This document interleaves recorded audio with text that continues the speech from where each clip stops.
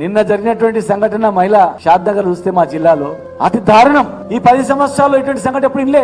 ఈ 10 సంవత్సరాల్లో ఇలాంటివి ఎక్కడ కూడా వినలే. అంటే జనరల్ గా యథా రాజా తదా ప్రజ అన్నట్టు ప్రభుత్వం ఎట్లా విధానం ఉంటే డిపార్ట్మెంట్లు కూడా అట్లా పనిచేస్తాయి. నేను అనుకుంటా ఉన్నా మరి ఇప్పుడు ఈ ప్రభుత్వ పాలసీ అందరినీ భయపెట్టియడము. ఒక మహిళ దొంగతనం చేస్తే ఒక మహిళను పోలీసులు మొగోళ్ళు కొట్టి బట్టలు తీసి చెడ్డేసి కొట్టి మళ్ళీ ఇంటికాడ పంపించడం అంటే మగవాళ్ళని చెంపదెబ్బ కొట్టాలంటే కూడా భయపడేది. నిజంగా ఈయన నేరస్తుడో కాదో ఉట్టి అనుమానం మీద కొట్టొద్దు అని భయపడిన సందర్భాలు ఉండేటివి.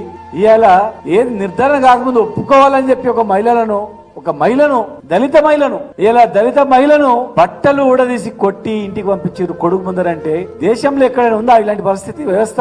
ఎవరు చెప్పుకోవాలి?